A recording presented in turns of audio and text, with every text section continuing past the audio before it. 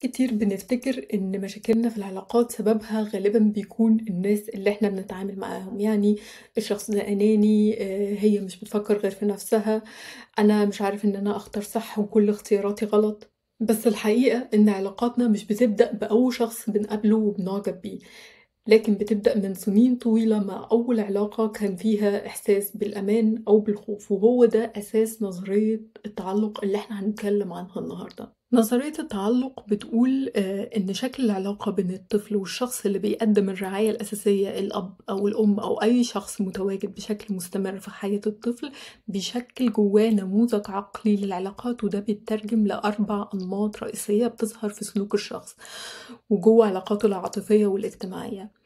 أول شكل وهو التعلق الآمن، والنمط ده بيكون الشخص اتربى في بيئة مستقرة نفسيا وفيها استجابة ثابتة ومناسبة لاحتياجاته. مثلا لما كان محتاج دعم لقاه، فلما كبر بقى عنده قدرة على التواصل العاطفي من غير قلق، وعنده استعداد يثق ويقرب من اللي حواليه من غير خوف. وفي أي علاقة بيقدر يحدد بالظبط ايه هي احتياجاته ويتعامل مع الرفض أو الخلاف بهدوء، ويقدر يحط مساحة شخصية للطرف التاني من غير شكوك أو تهديد. تاني نوع وهو التعلق القلق، وهنا بيكون الشخص اتربى في بيئة مش مستقرة، ممكن كان فيها أحيانا حب واهتمام لكن كمان كان فيها تجاهل ورفض، وده بيخلق مشاعر مستمرة من الخوف والقلق والخوف من الهجر.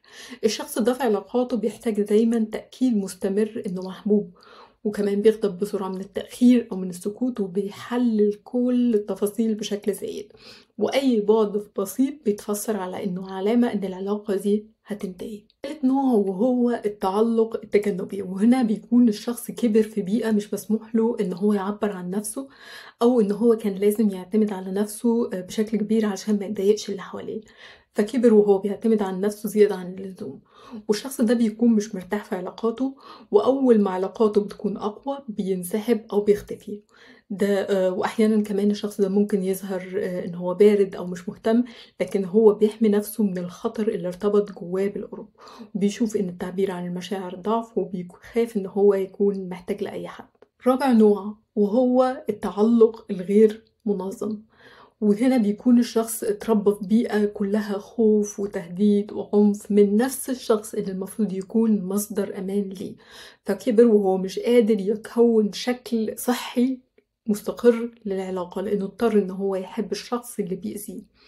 وعشان كده في علاقاته بيكون مش متزن، وبيكون عنده تعلق مرضي شديد أو بيهرب على طول، عنده حالة صراع وتوتر داخلي مستمر، وده اللي بيخلي النوع ده أصعبهم وأكتر نوع مرتبط بالأمراض النفسية. طيب ليه مهم إن احنا نفهم نمط التعلق بتاعنا؟ أول حاجة، لو ما فهمتش هتفضل طول الوقت تواجه الأعراض من غير ما توصل للسبب الحقيقي، هتلوم نفسك على تصرفاتك وهتشوف دايما إن الطرف التاني من الناس هو السبب في المشكلة في كل مرة.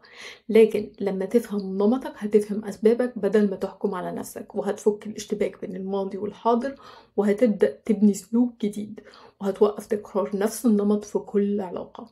هل النمط ده ممكن يتغير؟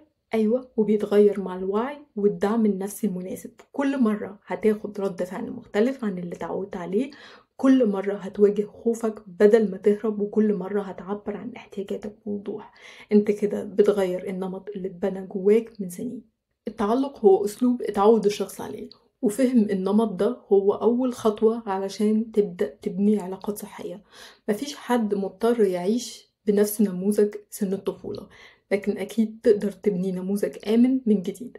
علشان كده خد لحظة وفكر، هل أنت مرتاح في العلاقات ولا دايما في حالة من القلق ولا بتهرب من أي قرب؟ وهل مشاعر العلاقات عندك كلها صراعات ولا لأ؟ سواء كان شعور بالعجز أو تعلق مرضي شديد أو مشاكل في العلاقات، كل دي مشاكل بيكون أساسها أو جذورها بيكون من سن الطفولة.